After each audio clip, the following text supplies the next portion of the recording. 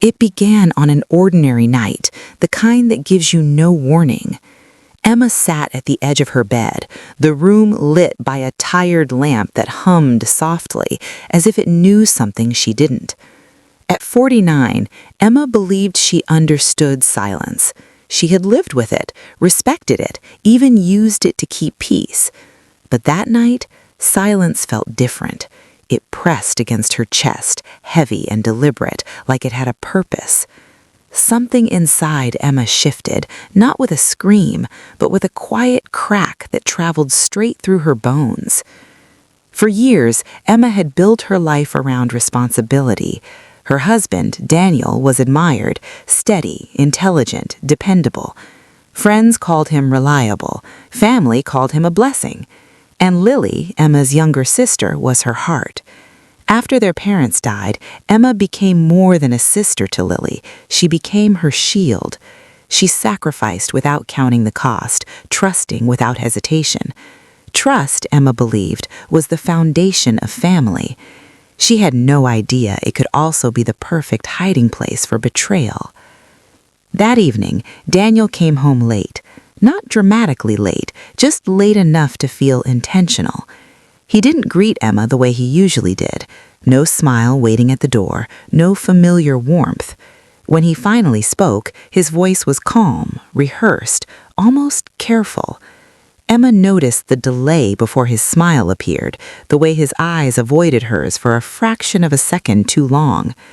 She told herself she was overthinking, but her body didn't listen. It remembered. That night, Emma lay awake beside Daniel, listening to his breathing, counting the seconds between each rise and fall of his chest. Her mind replayed moments she had dismissed over the past few weeks. Lily visiting more often than usual, Daniel insisting on driving her home, phone calls taken in other rooms, laughter that stopped abruptly when Emma entered. None of it screamed guilt, but together they whispered something dangerous. 2 days later, the whisper grew louder.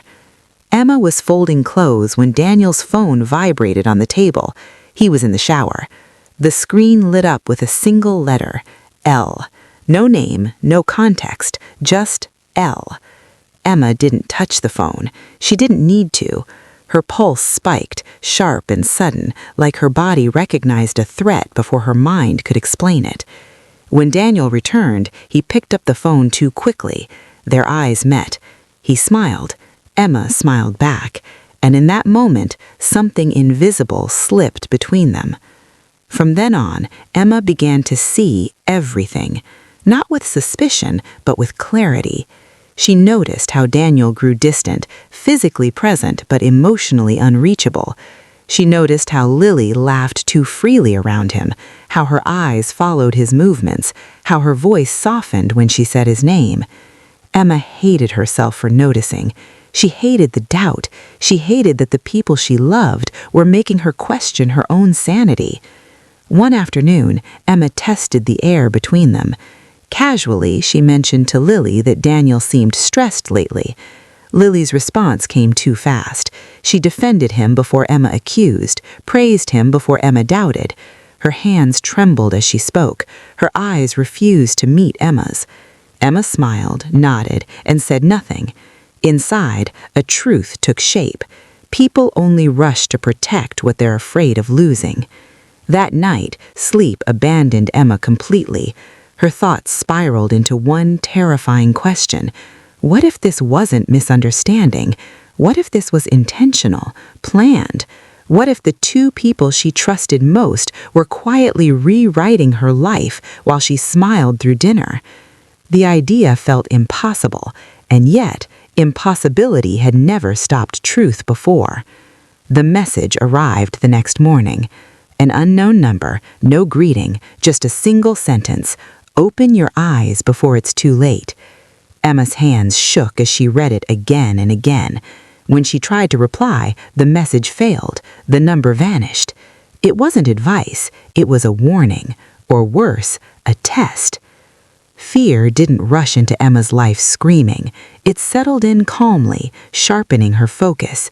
She began listening more than she spoke, watching instead of reacting. She noticed Daniel leaving the house whenever Lily called. She noticed Lily asking about Emma's savings, her insurance, the house, questions disguised as concern. She noticed smiles that didn't reach eyes, doors closing quietly, conversations ending when she entered rooms. Then came the night when everything crossed a line. Emma returned home earlier than expected. As she reached the door, voices spilled from inside, raised, urgent, unguarded. Daniel's voice was sharp, Lily's was strained. The words were unclear, but the tension was unmistakable. When Emma opened the door, silence hit her like a slap. Daniel stood by the window. Lily stood too close to him, too close to be innocent. They turned together. For a heartbeat, she saw it. Not love, not guilt, calculation. Daniel's jaw tightened. Lily's expression shifted instantly, shock melting into a smile that didn't belong. They acted normal, too normal. Emma nodded, pretending she believed it. Her body didn't. Later that night, Emma heard what she was never meant to hear. A whispered argument, a hurried discussion, and one sentence that stopped her breath completely. She's starting to notice. They didn't know Emma was standing behind the door. They didn't know she had heard enough. What Emma still didn't understand was that this wasn't just betrayal. It wasn't just an affair. It was something colder, something calculated, something that didn't end with heartbreak, but with removal. And as Emma stood there, heart racing, one horrifying thought echoed through her mind. If they could lie this easily, what else were they planning? Dark, paranoid, emotionally suffocating. By morning, Emma no longer trusted daylight. Sunlight filled the kitchen like nothing had happened, like secrets didn't rot faster when exposed. Emma moved through the house quietly, deliberately, as if sound itself could betray her.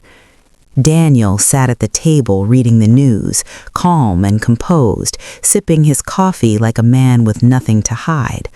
Lily wasn't there, but her absence felt louder than her presence. Every ordinary detail felt staged now, rehearsed for an audience that no longer existed. Emma watched Daniel closely.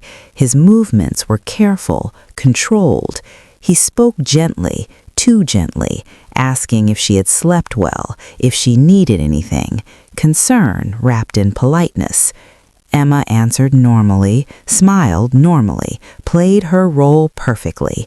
Inside, her heart pounded with one brutal question: how long has he been pretending? As Daniel left for work, he kissed Emma's forehead, something he hadn't done in weeks. The timing was wrong, the affection was wrong, the intention behind it felt wrong. When the door closed behind him, Emma didn't cry. She didn't scream. She sat down slowly, her hands trembling, and accepted a truth she could no longer deny. The people closest to her were hiding something together, and whatever it was, it involved her. That afternoon, Emma made a decision she had avoided for days. She called Lily. The call rang longer than usual. When Lily finally answered, her voice sounded breathless, as if she had been running or hiding. Emma kept her tone light, casual, asking if Lily wanted to come over later. There was a pause, too long. Then Lily agreed, quickly, nervously, as if saying no would raise suspicion. When the call ended, Emma stared at the phone, her reflection distorted on the dark screen. She had crossed an invisible line. When Lily arrived that evening, Emma noticed everything. The way Lily avoided eye contact, the way her laughter felt forced, the way she flinched when Emma mentioned Daniel's name. They sat together in the living room, close enough to touch, separated by something thicker than walls. Emma spoke gently, asking about work, about life, about nothing, and then carefully she asked the question, "Have you noticed Daniel acting strange lately?" The reaction was immediate. Lily's shoulders stiffened, her fingers clenched together. She laughed too loudly and said Daniel was just stressed. She talked too much, explained too much, filled the silence like she was afraid of it. Emma nodded, listening, memorizing every crack in the performance. This wasn't confusion, this was fear. That night, Emma barely slept. She replayed everything, every glance, every hesitation, every unnecessary lie. The truth was no longer hiding, it was circling her, waiting for her to catch up. And then, just before dawn, Emma remembered something that made her blood run cold. The house documents. A week earlier, Daniel had asked casually where Emma kept them: insurance papers, property records, savings information. At the time, it felt harmless, practical. Now, it felt like preparation. By mid-morning, Emma checked her emails. One message stood out: a notification from the bank, a change request.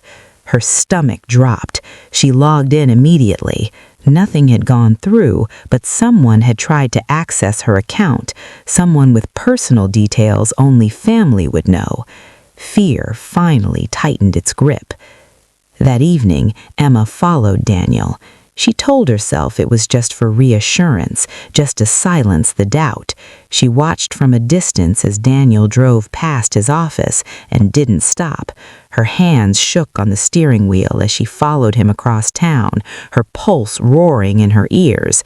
When Daniel parked near a quiet cafe, her chest burned with dread. And then Lily arrived. She stepped out of her car and walked straight toward Daniel, familiar, confident. They didn't hesitate. They didn't look around. They sat together like this wasn't their first time. Emma watched from across the street, frozen, as Daniel leaned close, his hand brushing Lily's arm. Not accidentally, not briefly, intimately. That was the moment something inside Emma shattered completely. She didn't confront them. She couldn't. Her body refused to move. Instead, she watched. She watched them laugh. She watched them whisper. She watched them lean together like two people sharing a future she wasn't meant to be part of. When they finally left separately, like professionals hiding evidence, Emma sat alone in her car, shaking, breath coming in sharp bursts. But betrayal wasn't the worst part. Later that night, Emma overheard a phone call Daniel didn't realize she could hear. His voice was low, controlled, cold. He said, "She suspects something." A pause. "No, not yet, but we need to be careful." Another pause. "She trusts Lily. That's our advantage." Emma's blood turned to ice. Our advantage. This wasn't just an affair. It was strategy. And Emma had just realized something far more terrifying than betrayal. She wasn't just being lied to. She was being planned around. By the time morning arrived, Emma had already accepted one truth. Pretending ignorance would no longer keep her safe. She moved through the house like a guest in her own life, touching familiar objects as if they belonged to someone else. The walls felt closer now, the air heavier. Daniel had already left for work, or at least that was what he claimed the night before. Emma didn't believe schedules anymore. Schedules were just stories people told to hide movements. Instead of crying, Emma did something far more dangerous. She started thinking. Every lie she had overheard, every moment she had dismissed, every question Daniel and Lily had asked about finances, documents, and timelines, the pieces didn't just point to betrayal anymore, they pointed to preparation. And preparation meant intent. Emma understood intent. It was what separated accidents from crimes. She made herself coffee and sat at the kitchen table, staring at the place where Daniel usually sat. She imagined him there now, calm, composed, planning his day like a man whose conscience was perfectly clear. That image hardened something inside her. Emma wasn't angry yet. Anger could wait. Right now, she needed clarity. Her first move was quiet. She went to the study and locked the door. Inside the old filing cabinet were documents she hadn't touched in years: property deeds, insurance papers, bank statements, copies of wills. Emma laid them out slowly, carefully, as if handling evidence at a crime scene. And then she noticed something she had never paid attention to before: a missing folder. Her life insurance policy. Her hands began to shake. She searched again, slower this time. The folder wasn't there. Emma tried to breathe evenly, but her chest burned. Only 2 people knew where she kept that folder: Daniel and Lily. That was no longer coincidence.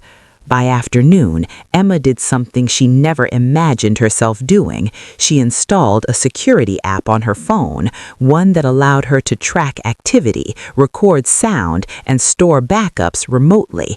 She told herself it was temporary, just until she understood the truth. Deep down, she knew the truth was already unfolding. That evening, Lily called. Her voice sounded sweet, concerned, perfectly rehearsed. She asked how Emma was feeling, whether she sounded tired, whether she needed company.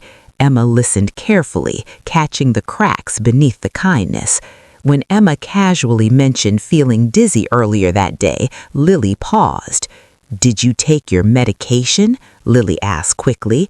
Emma's stomach twisted. Medication? Emma wasn't on any medication. She laughed it off lightly, saying she must be dehydrated. Lily relaxed too fast, like someone who had just dodged a question they weren't ready to answer. When the call ended, Emma sat motionless, her mind racing. Why would Lily assume medication, unless someone had talked about it before, unless someone was already planning for her to be weak? That night, Daniel returned home late again. He smelled faintly of cologne, one he didn't wear. He talked too much, explaining his delay before Emma even asked. She nodded, listening, studying his face. He didn't look guilty, he looked focused, like a man managing risks. When they went to bed, Emma pretended to sleep. Hours later, she heard it. Daniel moving quietly, his phone lighting the room, a whispered conversation in the hallway. Emma's heart pounded as she activated the recording app beneath the blanket. She caught fragments of words, documents, timing, "don't rush," and then the sentence that made her blood run cold. If something happens, everything transfers automatically. Something happens. The words echoed in her skull long after Daniel returned to bed. The next morning, Emma went somewhere she hadn't been in years, the office of a lawyer she once trusted. She didn't accuse anyone, she didn't mention names, she simply asked questions, hypothetical ones, about property transfers, about spousal rights, about insurance clauses. The answers were polite, professional, and terrifying. If certain documents were altered, if consent was forged, if medical incapacity was claimed, ownership could change quickly, legally, quietly, permanently. Emma thanked him and left, her legs barely steady beneath her. This wasn't emotional betrayal anymore. This was a blueprint. That afternoon, the unknown number messaged her again. "You don't have much time." This time, Emma didn't freeze. She replied with one word: "Why?" The response came almost instantly: "Because they've already decided what to do with you." Fear surged, but so did resolve. That evening, Emma searched Daniel's jacket while he showered. She hated herself for it, but hatred was better than ignorance. In the inside pocket, she found a folded piece of paper, a printed schedule, dates, appointments, one word circled in red ink: Assessment. Her breath caught. Assessment of what? Before she could think further, the bathroom door opened. Emma slipped the paper back just in time. Daniel smiled at her, casual, affectionate, dangerous. She smiled back, her heart hammering behind her ribs. Later, when Daniel fell asleep, Emma lay awake staring into the dark. They thought she was weak. They thought she trusted blindly. They thought she was already cornered. What Daniel and Lily didn't realize was that Emma had spent her entire life surviving loss. She knew how to wait. She knew how to observe. And now she knew something else, too. If they were planning her removal, she needed to understand exactly how, because the next move wouldn't belong to them alone. And somewhere in the silence, a terrifying possibility settled into Emma's mind. What if the next accident was already scheduled? Dark, claustrophobic, emotionally explosive. By the time dawn broke, Emma had made a decision that terrified her more than any lie she had uncovered so far. She would stop being a victim in her own story. The house felt different now, less like a home, more like a stage where every object had been placed deliberately.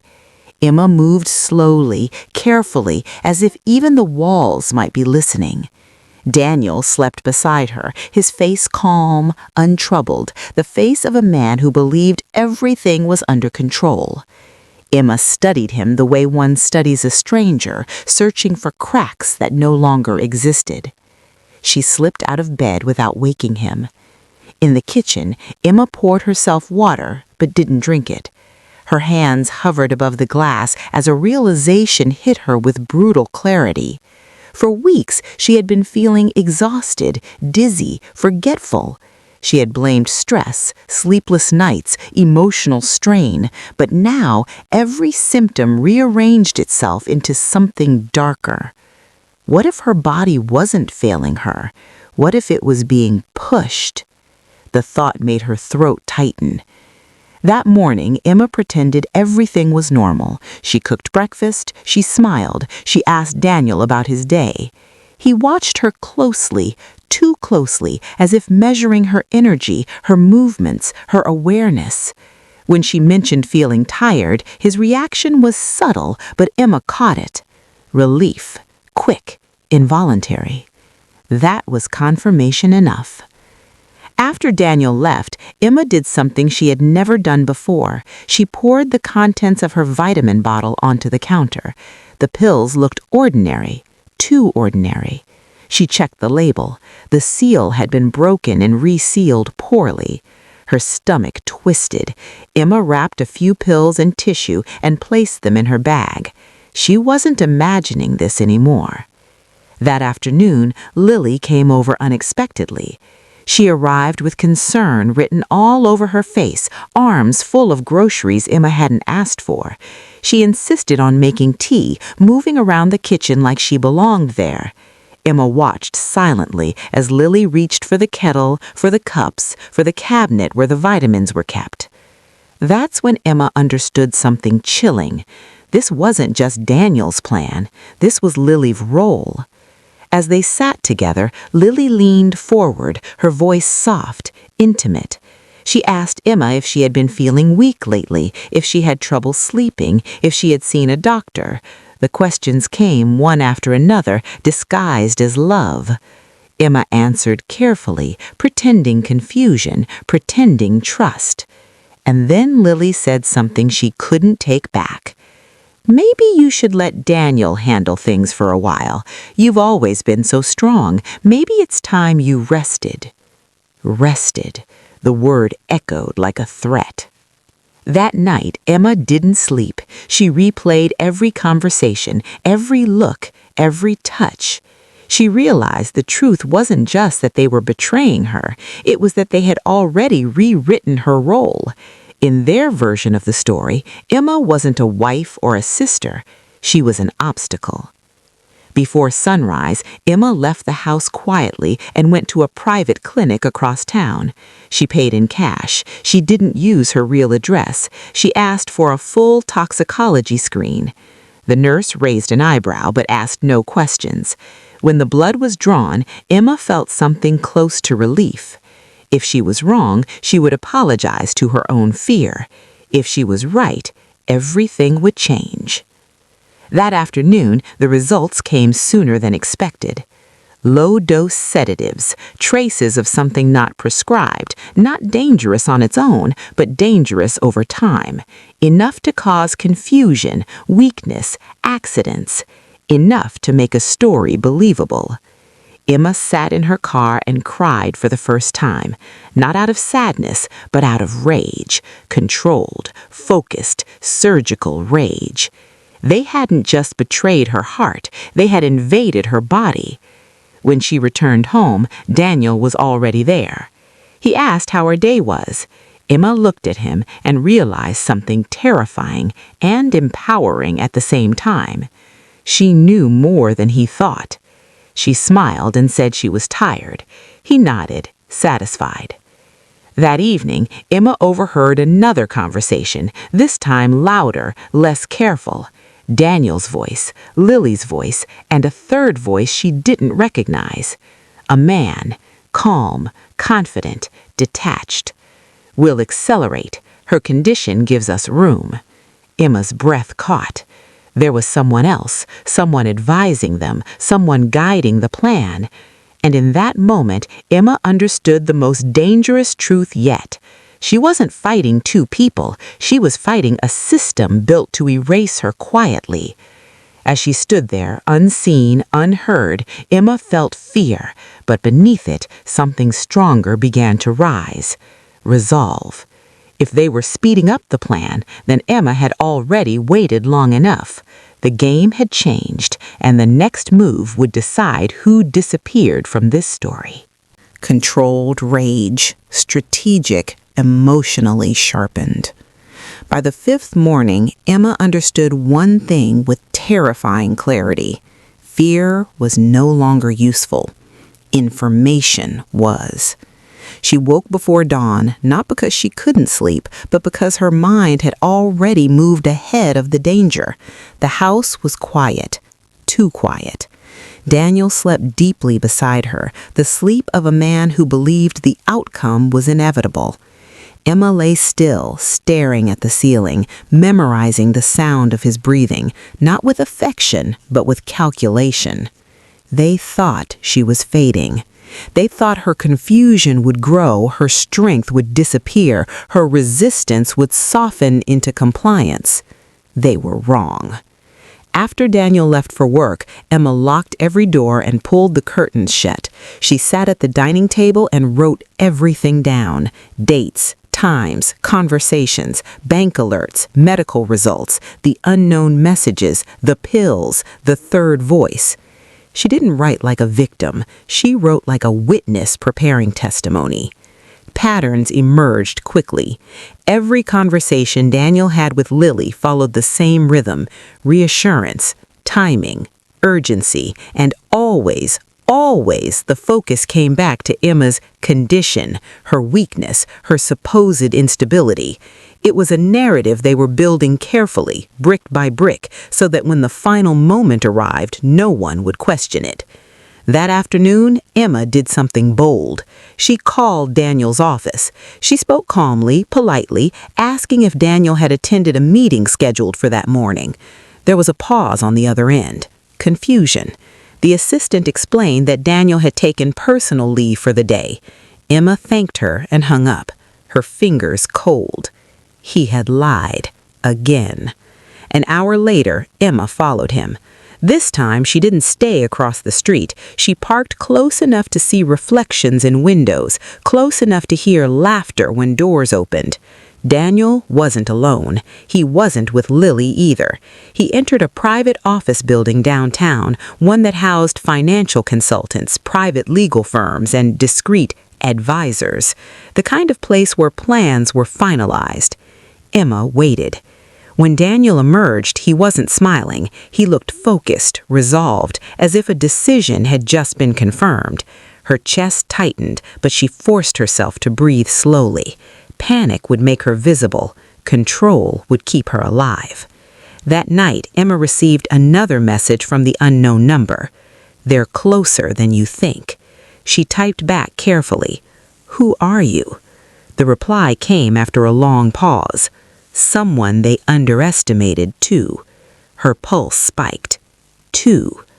The next day, Emma met Lily for lunch, her idea. She chose a public place, bright, crowded, loud. Lily arrived smiling, confident, dressed carefully, as if she were stepping into a role she knew well. They talked about small things at first, memories, family, laughter that felt rehearsed. And then Emma changed the tone deliberately. She told Lily she had been to a doctor. Lily's fork froze midair. Emma described vague symptoms, confusion, fatigue, episodes of dizziness. She watched Lily's face carefully. There it was, relief mixed with impatience, the look of someone whose plan was working, but not fast enough. "That's serious," Lily said softly. "You should really let Daniel handle things." There it was again. Emma nodded, pretending agreement, but inside, something hardened completely. Lily wasn't conflicted, she wasn't manipulated, she was committed. When they parted, Lily hugged her tightly, too tightly, as if saying goodbye. That night, Emma accessed Daniel's laptop for the first time. She had memorized his passwords years ago without realizing it mattered. She didn't open emails. She didn't browse folders. She searched for one word: assessment. What she found made her hands shake.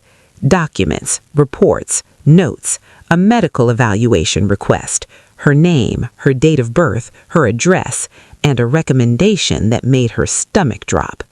Subject may lack long-term decision-making capacity, increased dependency likely within weeks. Weeks. They weren't planning for someday, they were planning for soon. Emma copied everything, screenshots, files, audio backups. She sent them to a secure cloud and to an email address she had created secretly days earlier. Then she closed the laptop carefully and wiped every trace of her access. By dawn, Emma had crossed a line she could never uncross. She wasn't just protecting herself anymore. She was preparing to expose them. But exposure required timing. One mistake could erase her completely. She needed proof, witnesses, leverage, and most importantly, she needed to stay alive long enough to use it. As Emma sat in the quiet kitchen, the weight of the truth settled fully. Daniel and Lily believed they were orchestrating her ending. What they didn't realize was that Emma was no longer reacting. She was building her own version of the story. And in her version, someone else was going to fall first. Calculated, intense, emotionally razor-sharp.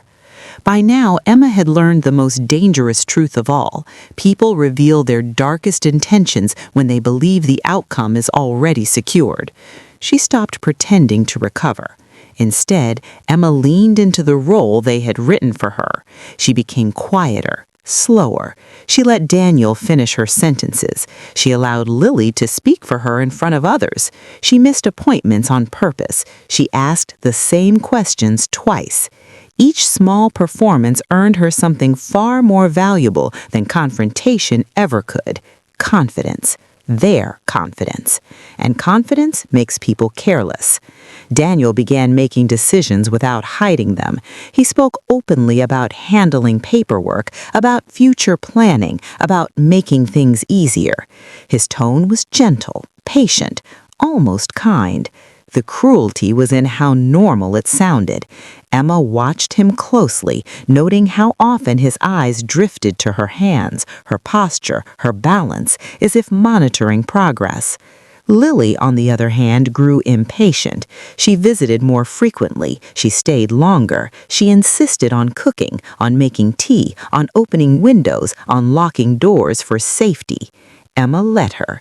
Every action was a gift. Every insistence was evidence. Emma recorded everything: voices, movements, timestamps, quietly, obsessively, building a record that could not be dismissed as paranoia.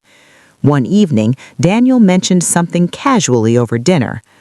"I've scheduled another assessment," he said, cutting his food carefully, "just to be safe." Assessment. The word no longer shocked Emma. What shocked her was the date. Tomorrow. Her pulse stayed calm. Her face stayed neutral. Inside, something snapped into place. They were accelerating again. That night, Emma didn't sleep. She reviewed every file, every recording, every message she had stored. She backed them up twice, then a third time. She labeled everything clearly, methodically, like a woman preparing for court, not survival. At 2:14 a.m., her phone vibrated. The unknown number. Tomorrow changes everything. Emma typed back slowly. For who? The reply took longer this time. That depends on who speaks first. Morning arrived with unnatural calm. Daniel was unusually attentive, helping Emma dress, insisting on driving her to the appointment himself. Lily was already there when they arrived, waiting in the parking lot, smiling too brightly. The three of them entered the building together like a family. The irony was suffocating. The assessment room was small and quiet. The doctor spoke gently, asking simple questions. Dates, names, decisions. Emma answered carefully, sometimes correctly, sometimes just uncertain enough to match the story they wanted told. She felt Daniel's approval in the silence. She felt Lily's satisfaction. But then something unexpected happened. The doctor paused. He looked at Emma directly. "Mrs. Carter," he said, "has anyone suggested that you might be unwell?" The room tightened. Emma hesitated, just long enough. Then she spoke. "Yes," she said softly, "my husband and my sister." Daniel stiffened. The doctor nodded slowly. "And do you feel unwell?" Emma met his eyes. "No, I feel threatened." The silence that followed was explosive. Daniel laughed nervously, stepping in too quickly. Lily began explaining, her words tumbling over each other.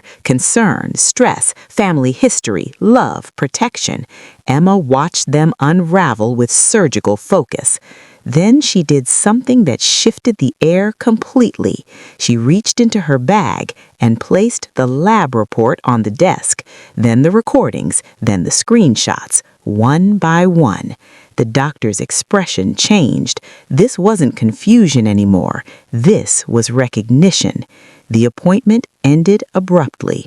Daniel didn't speak on the drive home. Lily stared out the window, her jaw tight. Emma said nothing. She didn't need to. The balance had shifted, and they all felt it. That evening, Emma received a final message from the unknown number. "You did well, but don't relax yet." Her fingers hovered over the screen. "Who are you?" she typed back. This time the reply came instantly.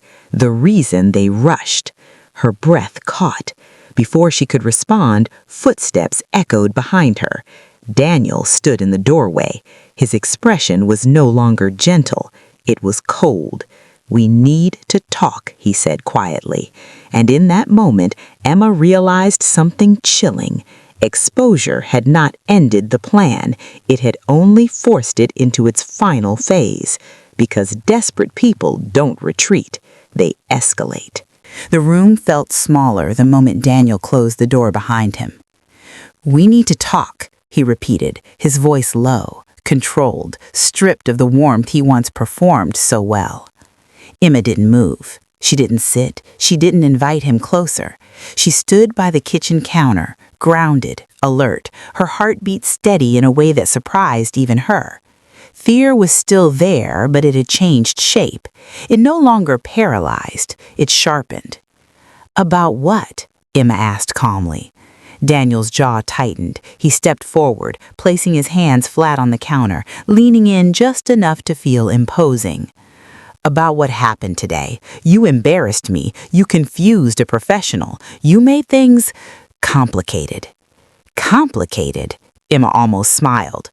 You planned to declare me incapable. You drugged me, you forged documents, you brought my sister into it, and you're worried about embarrassment? For a moment, Daniel said nothing. Then he exhaled slowly, like a man abandoning pretense. You don't understand how close you came to ruining everything, he said. Everything for who? Emma asked. That's when the mask finally slipped. For us, Daniel said sharply, for the future, for what was supposed to happen. The words landed heavily between them. Emma felt the weight of years collapse into that sentence, years of trust, sacrifice, and silence. She looked at the man she had shared a life with and saw a stranger who believed he was entitled to erase her. You don't get to decide what happens to me, Emma said quietly. Before Daniel could respond, the front door opened. Lily walked in. Her eyes moved instantly between them, reading the tension, calculating the risk. She set her bag down slowly, deliberately, like she was stepping on unstable ground. He knows, Emma said without looking at her. Lily's face hardened. This was never supposed to go this far. And yet, Emma replied, turning now, you poisoned me. Silence. Not denial, not shock, silence. That was never the plan, Lily said finally, her voice trembling, not with guilt but with frustration. We were trying to protect you. From what? Emma asked. From being alone, from losing everything when things started to fall apart. The lie was almost convincing. Then why the assessments? Why the sedatives? Why the paperwork? Lily's control cracked. Because you wouldn't let go, she shouted. You held everything, money, decisions, control. You never even noticed how much power you had. There it was. Not love, not concern, resentment. Daniel straightened, his voice colder now. This didn't have to end badly. If you had just trusted us, cooperated, things could have been easier. Easier. For them. Emma took a slow breath. She reached into her pocket and placed her phone on the table, screen facing up. It's all recorded, Emma said. Everything. The pills, the conversations, the documents, the appointment today. Lily's face drained of color. Daniel stared at the phone, then at Emma, his eyes narrowing. You wouldn't, Emma said. I already did. The room fractured. You think anyone will believe you? You think a woman your age with medical issues will be taken seriously over us? That was the moment Emma felt something click completely into place. This wasn't about misunderstanding. This wasn't even about betrayal. This was about elimination. She picked up her phone again. I sent copies to a lawyer and to someone else. Who? Lily demanded. Emma met her sister's eyes for the last time without love, without anger, only truth. The person who warned me. Another silence, heavier, more dangerous. Daniel took a step back. His confidence faltered, not much, but enough. You're bluffing. The doorbell rang. All three of them froze. One sharp ring, then another. Emma's heart didn't race. It settled. She walked past them calmly, each step deliberate, and opened the door. A man stood outside, well-dressed, composed, unreadable. He glanced briefly at Daniel, then at Lily, before turning to Emma. Mrs. Carter, I think it's time we all spoke openly. Daniel's face went pale. Lily whispered, Who is that? Emma answered without looking back. The reason you rushed. As the man stepped inside and the door closed behind him, Emma understood that the final truth was about to surface, one that would destroy more than just a marriage. Because some plans don't fail quietly. They collapse loudly, and everyone standing too close gets buried in the fallout. The man stepped fully into the house, and with him came a shift in gravity, as if the truth itself had finally arrived and refused to be ignored. He introduced himself calmly, professionally. His voice was steady, his presence controlled. He didn't look at Emma first, he looked at Daniel. You didn't expect me to show up like this, the man said. It wasn't a question. Daniel swallowed, his posture stiffened, every muscle tightening as if preparing for impact. "You said this wouldn't be necessary," Daniel replied, trying and failing to sound composed.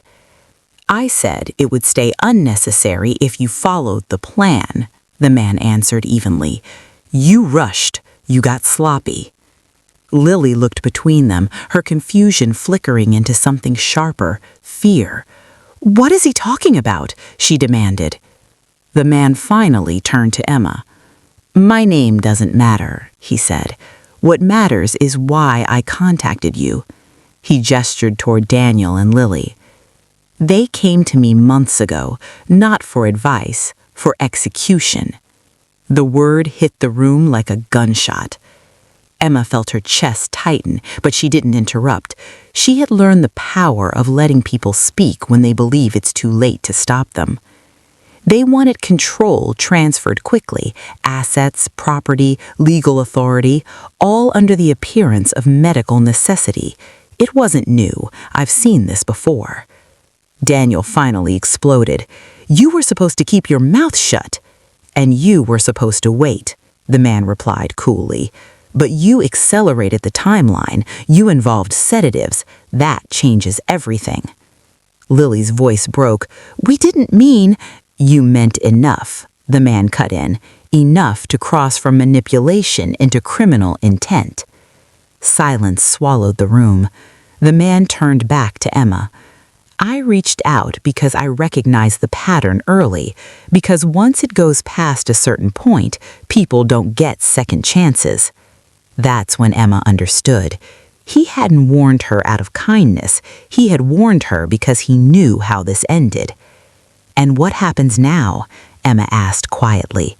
The man's gaze flicked toward Daniel again. "Now? Now the plan collapses." He reached into his coat and placed a thin folder on the cable. Inside were copies of documents Emma had never seen before. Emails, agreements, timelines. Her name circled repeatedly, dates highlighted. One phrase repeated in bold: non-consensual incapacity transfer. Lily sank into a chair, shaking. "We just wanted security," she whispered. Emma looked at her sister, really looked at her, and saw the truth she had avoided for years. Envy disguised as closeness, dependence twisted into entitlement, love that only existed when it was rewarded. "You wanted my life," Emma said softly, "and you were willing to erase me to get it." Daniel slammed his fist on the table. "She's exaggerating. This was legal planning." The man shook his head. "It stopped being legal the moment you altered medication and falsified medical concern. There are recordings, reports, witnesses." He glanced at Emma, "including you." The room felt unstable now, like a structure collapsing inward. "And if I hadn't noticed?" Emma asked. The man didn't answer immediately. When he did, his voice was quiet. "Then this house would have told a different story in a few weeks, one about accidents, falls, sudden decline." Emma closed her eyes briefly. That was the ending they had written for her. She opened them again. "What do I do now?" she asked. The man's expression softened, not with pity, but with respect. "You finish what you started. You choose how this ends." Police sirens sounded faintly in the distance, far enough to be deniable, close enough to be real. Daniel backed away slowly. "You called them," he said to the man. "I didn't. She did." All eyes turned to Emma. She hadn't moved, she hadn't raised her voice, but she had already decided. Because survival wasn't enough anymore. Truth demanded consequence.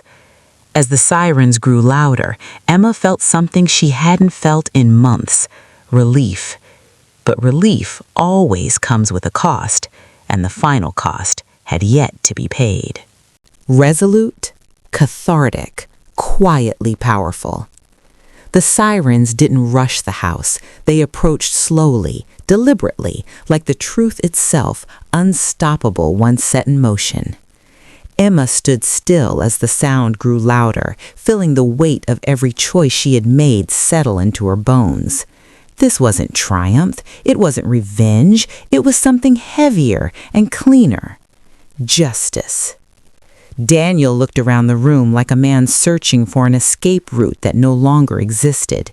His confidence had evaporated, replaced by calculation sharpened into panic. Lily sat frozen, her hands clasped together as if praying, but Emma knew she wasn't praying for forgiveness. She was praying for consequences to disappear. They didn't. The doorbell rang again, this time firm, official.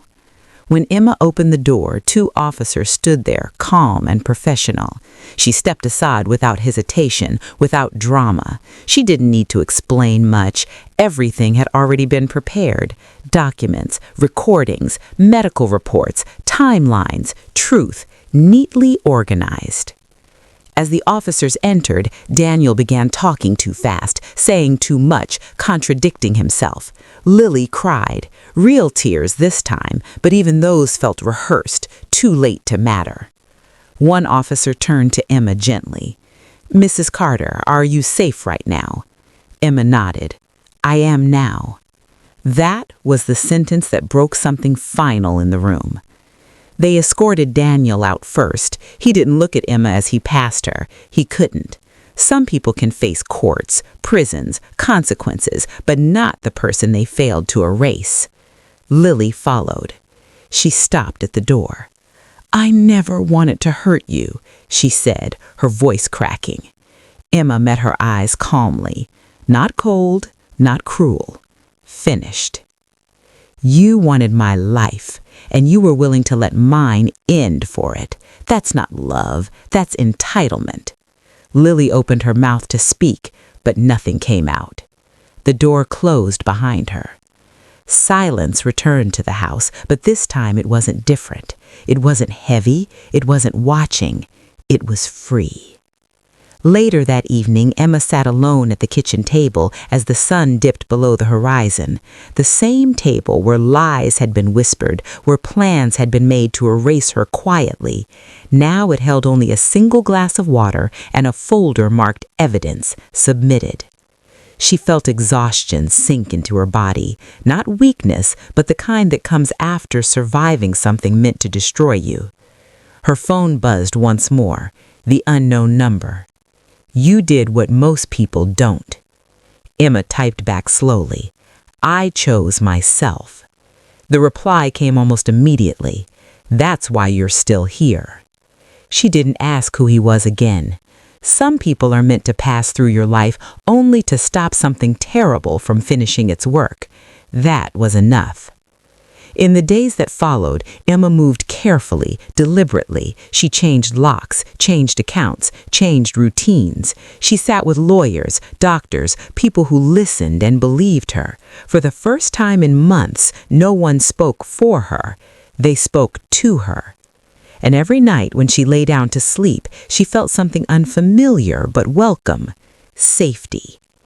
The story people would hear was simple: a betrayal uncovered, a crime stopped in time, a woman saved. But the truth was deeper.